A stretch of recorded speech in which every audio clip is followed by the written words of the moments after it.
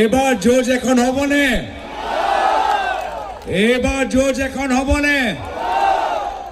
এবার আমি জোজেম আর আমি জিকিম এই গানত লিখা ভাবে এবার নির্বাচনত বিৰোধী দল একত্ৰিত হৈ এবাৰ ৰাইজক ৰজা পাতিবলৈ গৈ আছে আজি এখন বিশাল নিৰ্বাচনী সভাত উপস্থিত থকা আমাৰ ডাঙৰীয়া হৈ প্ৰচাৰ চলাবলৈ আজি স্বয়ং অসম জাতীয় পৰিষদ দলৰ সভাপতি লৰেণজ্যোতি গগৈ ডাঙৰীয়া আমাৰ মাজত উপস্থিত আছে মই সকলোকে লৰেণজ্যোতি গগৈৰ বাবে হাত চাপৰিবলৈ মানিবলৈ কৈছো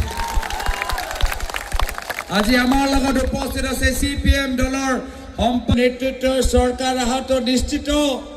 আৰু কংগ্ৰেছৰ চৰকাৰ অহা পিছত দিগন্ত বৰ্মন ডাঙৰীয়া এগৰাকী শক্তিশালী মন্ত্ৰী হ'ব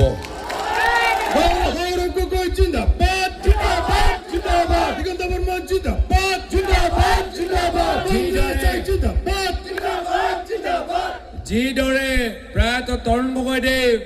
আৰু প্ৰয়াত ভূমিধৰ বৰ্মন শৰদেৱৰ মাজত সুসম্পৰ্ক সদায় আছিল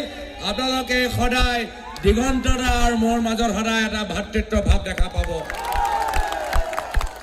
এই কাৰণে আজি আমি সকলে উদূৰ উজনি অসমৰ পৰা বিভিন্ন ধৰণৰ প্ৰচাৰ চলাবলৈ আজি লৰেণজ্যোতি গগৈ ডাঙৰীয়া আৰু আমি আহিছোঁ আৰু সেই কাৰণে আপোনালোকক অনুৰোধ জনাইছোঁ আজি আহা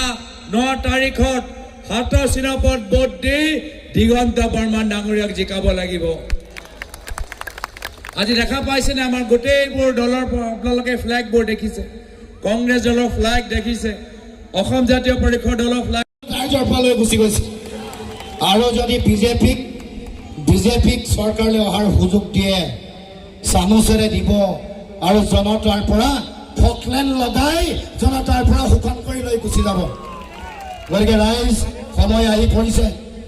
আমি এখন নতুন অসম গঢ়াৰ সময় আহি পৰিছে যিবোৰ অন্যায় চলিছে যিবোৰ মিছা কথা যিবোৰ প্ৰবঞ্চনাৰে তেওঁলোকে অতদিনে বিভ্ৰান্ত কৰি ৰাইজক তেওঁলোকৰ ৰাইজৰ পৰা ভোট ল'লে তাৰ সমুচিত